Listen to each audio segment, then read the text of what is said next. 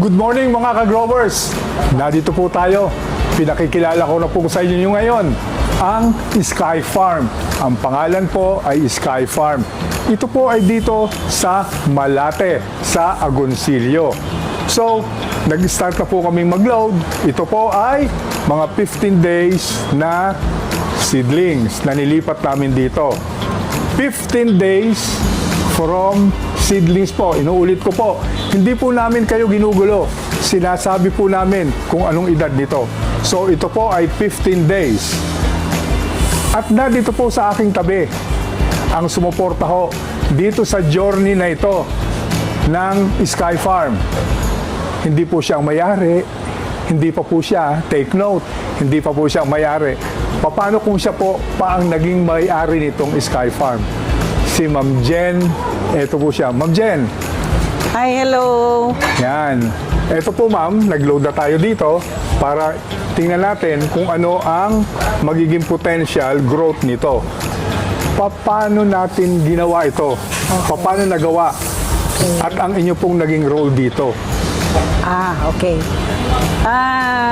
Ang paggawa po nitong greenhouse, napakahirap. Pero talagang saludo tayo kay Mr.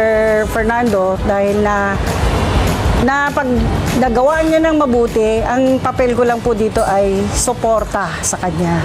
So noon po itong roof deck na ito ay flat lang. And hindi ito na masyadong nagagamit, pang party lang, ganyan lang. So naisip po nung aming pinsan, yung sinong may-ari nitong greenhouse na to, na bakit hindi natin gawing greenhouse itong roof deck. So una, flat na flat ito. Sabi ni Mr. Freya, magpatayo tayo ng mga poste, ganito, ganito.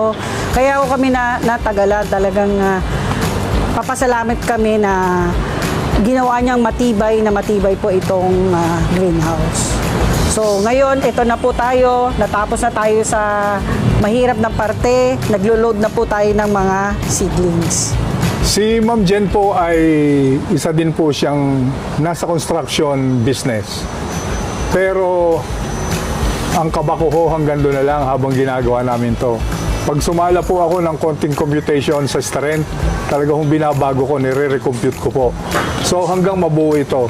We are expecting this greenhouse to be really, I would say, a typhoon-proof dahil po iba talaga ang pagkakagawa namin ito. Dito po sila.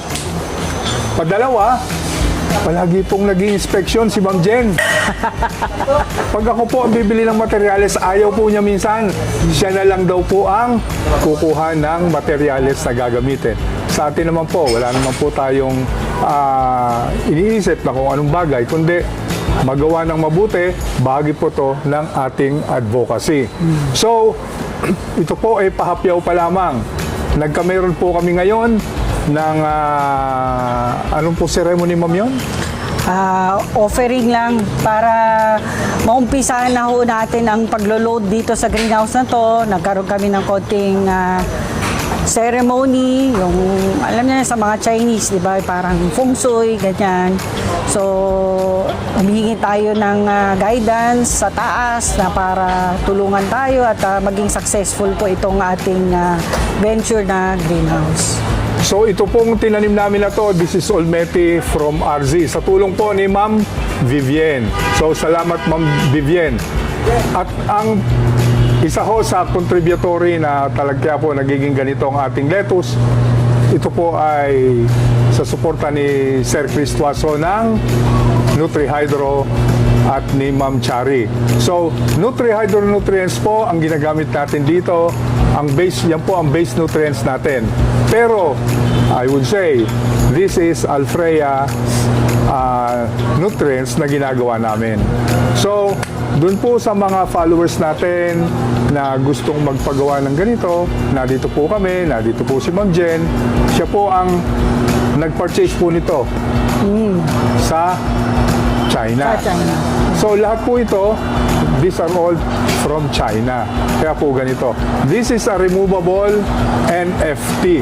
Natatanggal po ito lahat. Yan, natatanggal po ito. Itong NFT natin. Removable.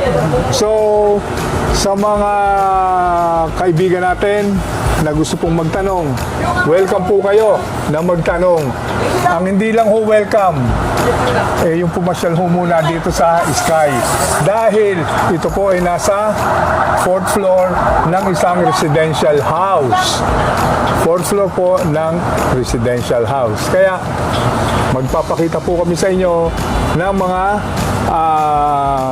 videos nito siguro every week kung ano din yung progress nito. So, sa ngalan po ng ating staff ng Alfreas, na doon po si Danny. Danny, kaway naman dyan. Yan. O, magpakilala ka, Pogi. O, yan. Ito si Daning Mataba. O, kaway naman dyan, Daning Mataba. O, at si Leonard. Siya po ang ating mga welders. So, ito pong greenhouse na ito, yun yung 5 tao ko lang ang tumapos po nito. Hindi po madami ang gumawa nito. Meron hong 4, may 3. Depende ho dun sa pangangailangan. So, see you again on our next vlog. Paalam po muna sa inyong lahat. See you next time. Bye!